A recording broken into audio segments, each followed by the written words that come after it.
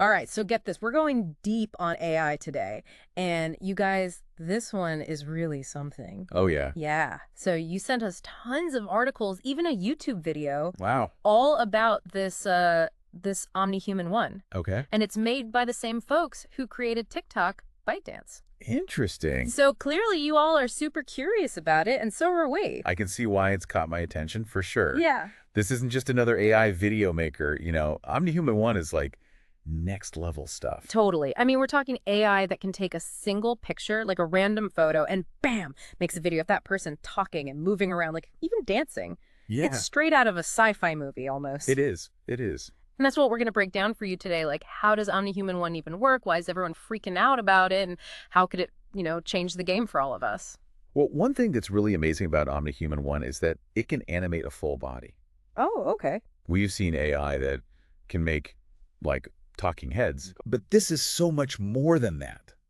We're talking, like, realistic movements, natural gestures, Wow. even, like, hand movements, which has always been really hard for AI to get right. Yeah, I was watching that YouTube video you sent, OmniHuman, turn any image or audio into realistic videos.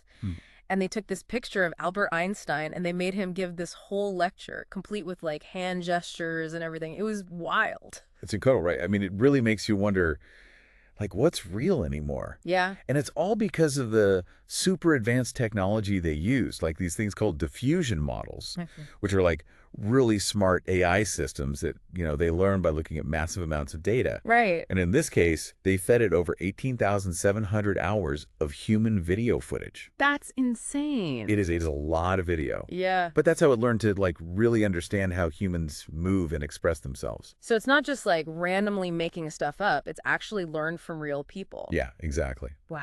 And what's even cooler is how versatile it is. Oh. You can give it audio and it'll make the person talk. Or you can give it a video and it'll make them copy someone else's moves. Oh, wow. Or you can even give it both. So it can do like anything. Pretty much, yeah. It's Yeah. like this multi-tool for making videos.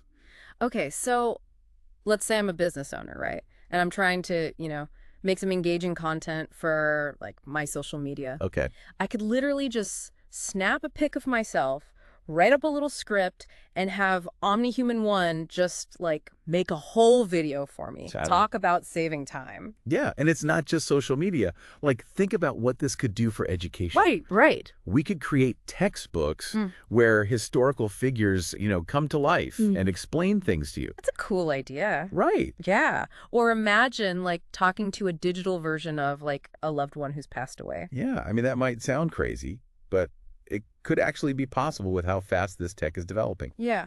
And this is where it gets kind of like deep, right? Like, what does it mean for us when we can create these realistic videos of anyone doing anything? It's a big question. Yeah. And it's one we definitely need to think about more as we, go deeper into this whole thing. But maybe we should take a look at how OmniHuman-1 compares to some other AI video stuff out there. Yeah, for sure. You sent us an article. It was called "Can ByteDance's OmniHuman-1 Outperform Sora and Veo? In-depth analysis." Right. And it looked at, some of the big names in this space, like OpenAI Sora and Google's Veo 2. Right. So, like, what are the key differences? Well, so each of these models has its own strengths, right? Sora is really good at making videos from, like, descriptions that you write out. Okay. But it's not as focused on, like, realistic humans, especially full body, the way OmniHuman-1 is. Gotcha. And then you've got Veo 2, which is more of a general tool for video creation. Okay. It can make really high-resolution videos, even up to 4K. But when it comes to making people that look and move really realistically, OmniHuman-1 seems to be the best so far. So it sounds like OmniHuman-1 is like specifically built for making these like super realistic human avatars. Yeah, that's a good way to put it. And it's not just the movements, right? You were talking about like the facial expressions, the little details like blinking and stuff. Yeah, exactly. I mean, Yeah. all those tiny details, they make a digital human feel real. It's crazy how they even got the hand gestures. Sorry, that's got to be super hard. Oh, it is a huge leap forward. That's wild. Another thing that stuck out to me, I think it was in the OmniHuman-1, What It Is and How to Use It to Generate Videos article. It said that it can make videos in like any format. That's right. Close up, wide angle, vertical for your phone, widescreen, like anything. Yep. That's one of the things that makes it so different from like the old AI video generators. Yeah. It's not just for one specific thing, it can do a lot. That's so cool. I think that's why this whole thing is so interesting. We're not just talking about, some cool new tech. We're talking about something that could like change how we make and watch content, how we learn, even how we talk to each other. Absolutely. It's exciting, but it's also kind of freaky. You know what I mean? For sure, for sure. And that's why we need to be having these conversations, like understanding what it can do, but also thinking about like the risks and what could go wrong. Totally. And those are the kinds of questions we're going to be looking at in the next part of this deep dive. Lily. We're going to unpack how OmniHuman-1 could be used from like entertainment to education to marketing, all of that. And we're going to take a good hard look at the ethical stuff too. It's going to be So stick with us because things are going to get really interesting. I can't wait. Welcome back. I'm really excited to like jump into those potential uses for OmniHuman-1 we were talking about before. Yeah, for sure. It's kind of mind-blowing when you think about all the things it could do. Totally. Reading through these articles, it really hit me that this isn't just about like making videos. It's about changing how we interact with information, even with each other. Exactly. Like, think about education. Okay. Imagine if students could, like, actually talk to historical figures. Wow. Instead of just, reading about Abraham Lincoln in a book, they could have a conversation with him. That would be wild. Right. Ask him questions, get personalized answers. Yeah. It would make learning so much more, like, engaging and real. And for you, working in education, that's got to be pretty exciting to think about. Oh, it's incredibly exciting. But it also means we have to be careful.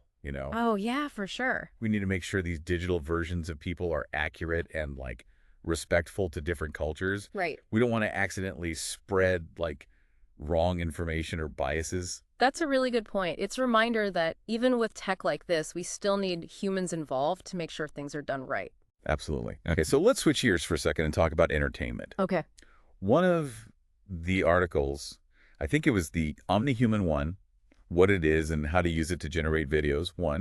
It talked about how this tech could totally revolutionize movies and animation. Oh, interesting. Imagine filmmakers being able to make like super realistic digital characters without needing those motion capture suits or spending forever on animation. That would be huge, especially for like independent filmmakers who don't have tons of money. Exactly. It would open up so many possibilities. Yeah. But I mean, what about actors then? Right. That's a big question. If AI can just create like perfect performances, what happens to them? It's a valid concern for sure. Yeah. But maybe instead of seeing it as a threat, we could look at it as like an opportunity. Okay. Like maybe AI could handle the more technical stuff. And that would free up actors to, focus on the creative and emotional parts of their roles. That's a good way to look at it. It's about like using tech to help people be more creative, not replace them. Exactly. And speaking of creativity, this tech could be huge for virtual reality and gaming. Oh, yeah, totally. Imagine stepping into a virtual world where the characters are so realistic, they're basically like real people. That would be insane. Right. And it's not just about how they look. Mm-hmm. One article talked about how they could be powered by AI, so they actually respond to what you do and say in the game. Oh, wow. Like real-time interaction. That changes everything. Think about like those big RPGs with their epic quests and stuff. Yeah, exactly. But now the characters you meet along the way, they actually feel like real people. Like they have their own personalities and stuff. Yeah, it would totally change how we experience those stories. Totally. And speaking of stories, we got to talk about how OmniHuman-1 could change the way we make and watch like any kind of content. Oh, for sure. Imagine watching the news, but the news anchor is like a digital avatar and it's personalized just for you. Wow. Delivering the news you're interested in. That's wild. Right. It's starting to sound like that sci-fi movie again. It does. It does. But then it makes you think, like, how do we know those digital anchors are being objective? Right. Are we being manipulated by, like, super realistic AI? Yeah, that's a good question. It's definitely something we need to think about as this tech gets more popular. Totally. Like, we need to know that we can trust the information we're getting, even if it's coming from a digital source. Exactly.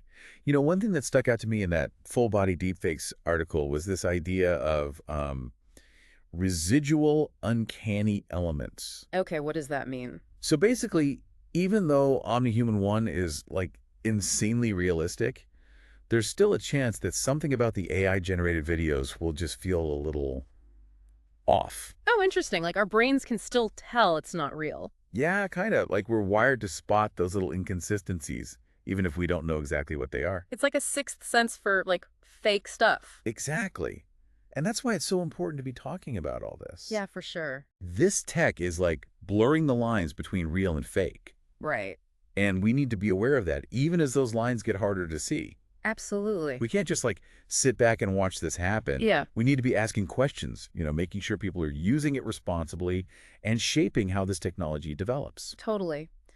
And that brings us to another important part of this whole thing, the limitations and challenges of OmniHuman-1. Right. One of the articles pointed out that this tech is still really computationally intensive. It is, which basically means it needs a ton of processing power to work. Okay.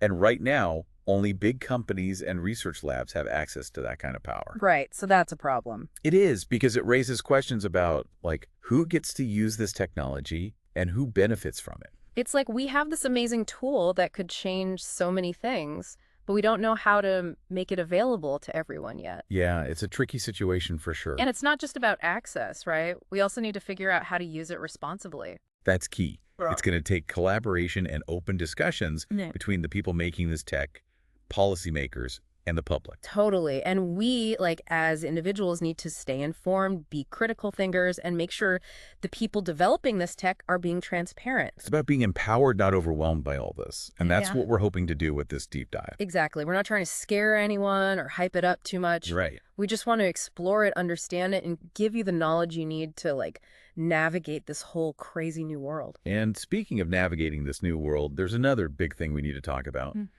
The potential for misuse. Yeah, that's the part that keeps me up at night. I know you mean. We've already seen how deepfakes can be used to spread, like, fake news and create chaos. And with a tool as powerful as OmniHuman-1, it could get even worse. It's a real concern. Yeah. We need strong safeguards and ethical guidelines. Right. Like we need to develop tech that can detect and stop these malicious deepfakes. And it's not just about the tech. No. We need to teach people how to spot fake stuff online, how to think critically about what they see. Media literacy is going to be crucial. Totally. And it's not just about protecting ourselves. It's about preserving our sense of, like, shared reality. Yes. Being able to have real conversations and make decisions based on facts. Exactly. Trust is so important. And when anything can be faked, keeping that trust becomes even harder. Absolutely. So, like, where does this leave us? We've talked about what OmniHuman-1 can do, the good and the bad, the ethical stuff, the big picture impact. It's a lot.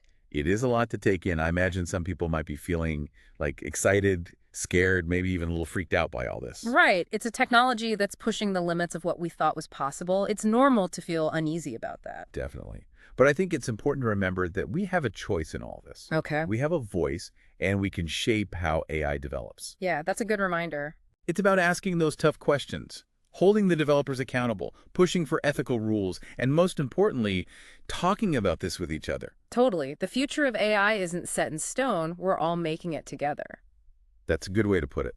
And that brings us to the final part of this deep dive. Okay. We'll be exploring some of the bigger implications of OmniHuman-1 and leaving you with some things to think about. Looking forward to it. So we've really gone deep on this OmniHuman-1 thing, haven't we? We have. All the tech stuff, all the ways it could change things like education, entertainment, you name it. But I think what we really need to talk about now is what it means for, everyday people like us. Yeah, you're right. It's fascinating to think about the tech itself, but what really matters is how it affects us, our relationships, our lives, Exactly. And I think that's where things get kind of, a little bit trippy. Remember how we talked about AI blurring the lines between real and fake? I gotta admit, it's exciting and scary all at the same time. I get that. It's like, on the one hand, we can create these incredible experiences, connect with people and information in ways we never thought possible.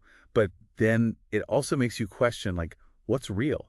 What can you trust? What does it even mean to be human when tech can imitate us so well? It's like we're in this crazy hall of mirrors, and you can't tell what's a reflection and what's actually there. It's a good analogy. And it's not just some, like, philosophical thing. it has real consequences. Think about fake news, manipulation, deep fakes that could ruin someone's reputation or even affect elections. Yeah, that's the scary part. But I think just being aware of it is a good first step.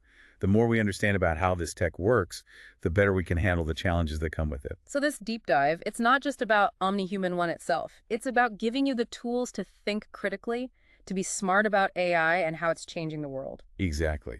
It's about realizing we're not just along for the ride, we can actually help steer things in the right direction. And that brings me to something I've been wondering this whole time. If AI can make these videos that look totally real, what does that mean for, like, evidence and proof? Can we even trust what we see anymore? That's a huge question that's going to become even more important as this tech gets more advanced. We're already seeing deepfakes used as evidence in court cases, and it's creating a whole new set of problems for the legal system. It's like, how do you prove a video is real when tech can make anything look real? It's tough. It's almost like we need a whole new way of checking facts in this digital world. We can't just trust our eyes and ears anymore. We got to be more skeptical, you know? Absolutely. That's where media literacy comes in. Teaching people how to evaluate information, how to spot fake stuff, how to think for themselves. It's going to be a crucial skill in the future. And it's not just about protecting ourselves from lies. It's also about keeping that shared reality we were talking about. Right. Being able to have real conversations and make good decisions based on facts, not fake stuff. It all comes back to trust. Trust is what holds society together. And when anything can be faked, that trust becomes fragile. So where does that leave us? We've talked about the good, the bad, the scary, and the mind-blowing when it comes to OmniHuman-1. It's a lot to process. It is. I bet some folks are feeling excited. Some are feeling anxious, maybe even a little, I don't know, overwhelmed by all this. It's natural to feel that way. This tech is changing everything we thought we knew about what's possible.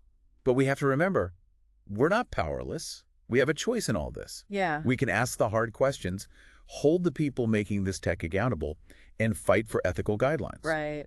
And most importantly, we have to keep talking about it, discussing these issues with each other. That's the key. The future of AI isn't set in stone. We're all creating it together. Exactly. And that's what we wanted to do with this deep dive. Make you think, make you question, and maybe even inspire you to get involved. So as we wrap things up, here's one last thing to think about. If AI can make anyone do anything on video, what does that mean for our choices, for our free will? If we can't even trust our own eyes, what can we trust? Those are tough questions, but they're worth asking. The future is coming, whether we're ready for it or not. And that's a wrap on our deep dive into OmniHuman-1. We hope you found it interesting and got you thinking. Thanks for listening. Stay curious out there. So that was today's episode of my Side Hustle Weekend podcast. For everyone listening, if you're ready to take action on what you learned today, here's where you can find more resources. First, head over to sidehustleweekend.com. I've put together detailed guides, templates, and case studies. And while you are there, don't miss out on my free newsletter, Side Hustle Weekend. If you found value in today's discussion, hit that like button and subscribe to join our Weekend Hustlers community. Turn on notifications so you don't miss our episodes where we break down more side hustle strategies. Check the description below for all the tools and resources we mentioned today. Remember, everyone's journey starts with a single step. Whether you're looking to make an extra $500 a month or build something bigger, start with what you learned today and take action. So, thanks for tuning in, and I'll see you in the next episode where we'll break down another practical way to grow your income.